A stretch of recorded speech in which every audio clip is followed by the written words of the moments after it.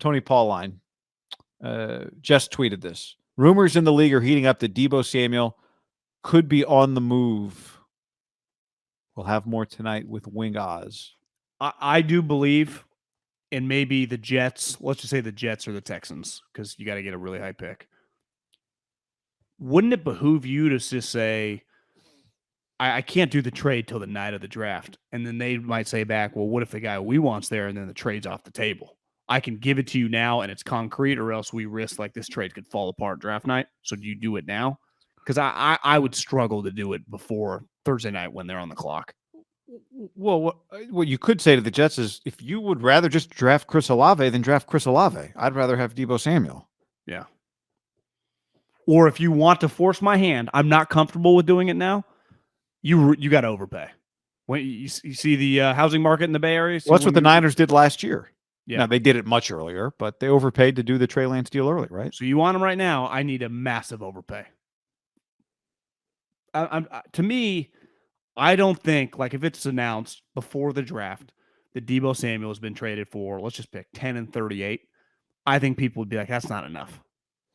If you're a 49er fan, this is if you're a 35-year-old 49er fan, you've seen Frank Gore's, Vernon Davis's, Jerry Rice, Terrell Owens, like, that's as good as it gets. Everyone acknowledge, hell, non-49er fans, like, that's one of the most remarkable things I've ever seen. And you're just getting them just for the value. Like, I just don't. And I get the other guys got traded. I understand, but I struggle. I would say to every person that says that they offered 2 2s and a 3 for Tyreek. Okay, would you take 2 2s and a 3 for Deebo Samuel? What did Veach tell them? No, right? Yeah. Tyreek kind of said no too. I think, right? Tyreek would have had to agree to the deal because he was going to sign an extension. He'd rather go to Miami. True. So that was, I think Tyreek kind of chose. You're right. And I bet when you do the value, it's probably not that much different, right? Because the Chiefs ultimately got 29 and a pick later. But every market's different. Sometimes like you said, sometimes you pay more for something that's in theory less. But the Chiefs were not keeping Tyreek Hill. But Devontae Adams was not returning to the Packers. But if you were a Chiefs fan, if you and me, we lived in Kansas City, we're just diehard Chiefs fan. We're just like, fucking, I love Andy Reid, Patrick Mahomes. All of a sudden, you text me. You're like, oh my God, Tyreek has just been traded to the Jets. Because Tyreek trade did kind of come out of, I guess it kind of got reported on like 12 hours earlier, but it happened fast. If I said you got traded for 35, 38, and 69, my first response would be like, are you shitting me? They got him for 2 second-round picks and pick 69? Like, people would have been pissed. At least Veach can say, now it's not great. It's the Niners pick. We got a first rounder. It's a pretty shitty first rounder. But, like, you could argue that's not much. I honestly think the Packers got fleeced. At least Veach says we got multiple fourth rounders too, which I always don't value as much, but whatever. I mean, I thought the Packers got fleeced. Veach got more, and I think there might be a little bit more. Like, ultimately, I think Tyreek, is he an all-in guy right now? Devontae's character, never had an issue. People loved him. Like, Tyreek has battled some stuff off the field with, I don't know, domestic violence. So you could argue he has got some red flags, but his play on the field, like, I struggle to trade these guys. Like, oh yeah, just give me a couple seconds. What because it adds up to 368.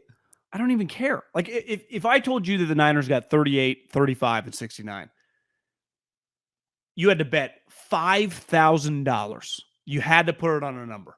Week 1, is 1 guy starting, 2 guys starting, or 3 guys starting? What number would you put it on? You had to put it on 1. Yeah, I wouldn't put it on 3. Would you feel comfortable putting it on 2? Week 1. No. I mean, if you told me week 1 and one of them's a receiver, you told me Brandon Ayuk, Juwan Jennings, a couple running backs and Kittle are out there. Kittle, yeah. I mean, that's he just gets 7 snaps. Yeah.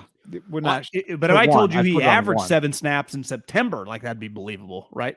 It's like a slow build for this kid to figure it out. Yeah.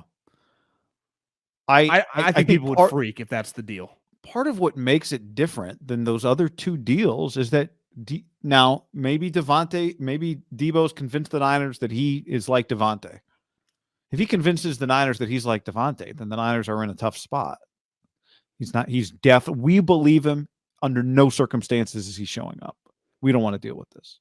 Now if that's what you think, but if you're willing to go to the mat and try and dare him to show up and believe that once we get him in here, and I think that's part of Lynch, is he believes once we get him back in here, our culture, right?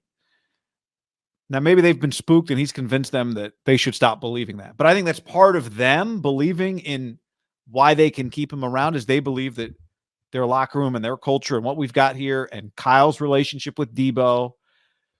It's hard sometimes to accept the divorce when you're blindsided versus when you've been hearing the couple's been having trouble for 3 years. And the Niners are blindsided right now. Yeah, or maybe they were blindsided 2 weeks ago, but whenever it happened, they're like, wait a second, Kyle, Deebo, before we practice, we would hang out and talk about Deebo's kid. What the hell? Well, there's a big difference in a divorce when your buddy tells you, man, she's been sleeping with Billy for the last 6 months. I found that out. To when, like, yeah, we haven't, we don't even talk. We haven't eaten dinner together in 6 months. We sleep in separate rooms. Like, we don't even like each other. Can't wait to get divorced, which I think happens sometimes, right? Yep. In player trades. This does feel blindsided a little bit. It's a one-way divorce. Yeah. If he does pull it off, I will give him credit. He spooked him pretty good, right? If he's traded, there's only one way to get traded, and you have to go scorched earth and convince them that you're never coming back from it. So if he's traded in the next 48 hours or on draft night, he has convinced them that it's over. Yeah. Which means it ain't worth it to try to get me back on board because I don't have the energy to fake it. Yeah. Even if you have doubts, you can't show them doubts. Even if you think. My guess as of right now, they would not do the trade till Thursday. Because I don't think you do this in the next couple of days. I wouldn't do it. I honestly. Well, think about it. If you're the Jets and you say 10-35, exploding offer, and then I say we're not going to do it today. If you would have done it today, you'd still do it Thursday. Yeah. Right. For sure. If Joe Lacob said exploding offer Warriors and they didn't take his offer, would he have still bought the Warriors 2 days later for the same price? Yes. And in fairness, we're responding to a guy that I don't know if is, no. But just the idea of leverage when it comes to exploding offers, right? You explode offer on a house, you explode offer for the Warriors, which is what Joe Lacob did. Ethan Strauss wrote about it in his book. He said, this is the offer. You got to take it now. And the offer got accepted. But he would have paid that same price 3 days later. Yeah. He would have. He wanted the asset. They want Deebo. They want Deebo more than the Niners want to give him away. Well, to me, for 10-35, it does not behoove you to do it today or the next day. If they were to say this, we'll give you 10-35 in next year's one, then I might do it today.